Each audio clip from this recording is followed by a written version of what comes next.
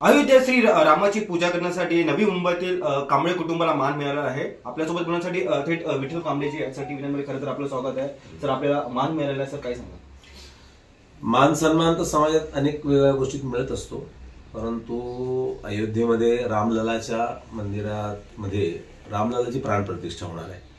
सगळ्या जगाची त्याच्याकडे आस लागलेली आहे आणि अशा या प्राणप्रतिष्ठेच्या कार्यक्रमामध्ये आम्हा उभयतांना दोघांना इथं रामललाची पूजा करण्याचा जो मान मिळाला आहे, हे आमच्या पूर्वजन्मीचं संचित असेल, आई वडिलांचे आशीर्वाद आहेत, हे खूप मोठं भाग्याचं आहे असं मला वाटतं। सर काय वाटतं, खरं तर 11 कुटुंबांपैकी आपला नंबर देखील ज्यादा आलेला आहे? होय, तर हेच सांगतो ना की हे पुण्याचं काम आहे, खूप आनंद होतोय, हे व्यक्त करता येत नाही, पण हा मान मिळाला खरं तर रामाची कृपा आणि राम सगळ्यांचे कसे आहेत हे याच्यातून दिसतं मला। तर खरं तर पंतप्रधान यांच्या हस्ते आणि आपल्याला श्री प्रभू रामाची पूजा करता येणार। प्रधानमंत्री आणि राष्ट्रीय स्वयंसेवक संघाचे सरसंघचालक, तिथले मुख्यमंत्री ही मंडळी तिथे असतीलच, पण आमच्यासारखी अशी 11 कुटुंब त्या ठिकाणी उपस्थित राहणार आहे, तर हे भाग्याचं काम आहे आणि मला असं वाटतं की याच्यासारखं भाग्य नाहीये कुठलं, ते शब्दात नाही व्यक्त करता येणार। सर काय वाटतं, याची पूर्वकल्पना आपल्याला होती का, म्हणजे माझा नंबर लागेल किंवा मला मान मिळेल?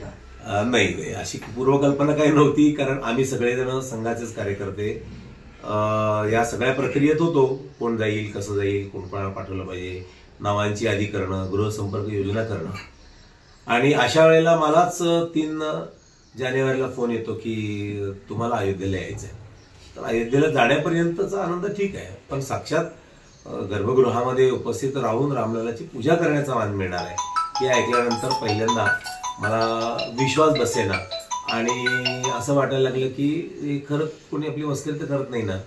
नंतर कळलं की हे खरं आहे। त्यावेळेला बोलता न येता डोळ्यात अश्रू वाहत होते, बाकी काही त्यातल्या भावना मला व्यक्त करता येत नव्हत्या, पण धन्य झालं। पण एक मुख्याध्यापक आणि परत RSS कार्यकर्ते आणि आता परत अयोध्याचं मंदिर, तर असं आहे ना की तुम्ही कर्म करत चला, चांगलं काम करा, फळाची इच्छा ठेवू नका असं भगवान श्रीकृष्ण म्हणतात। आता चांगलं कर्म करतो की काय करतो, तर कर्म करत जाणे, चांगलं की वाईट हे नियती ठरवते। मी माझं काम करत राहिलो, संघाचे काम करत राहिलो, शाळेमध्ये सुद्धा प्रामाणिकपणे अध्यापनाचं काम करत राहिलो, मुख्याध्यापक म्हणून शाळेचं काम करत राहिलो, आणि ही नावाची निश्चिती असं तिथल्या श्रीराम जन्मभूमी तीर्थक्षेत्राने अशा संस्थेच्या मंडळींनी असं निश्चित केलं की माझ्यासाठी काही भरपूर नावं काढली त्याच्यामध्ये।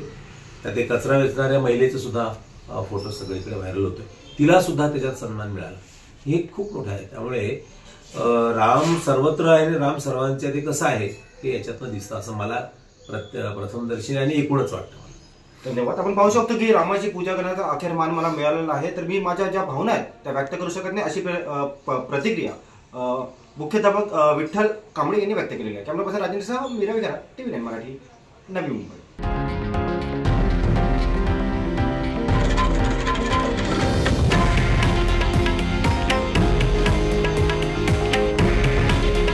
हे आहे देशातील नंबर 1 न्यूज नेटवर्क आणि आपण पाहत आहात TV9 मराठी।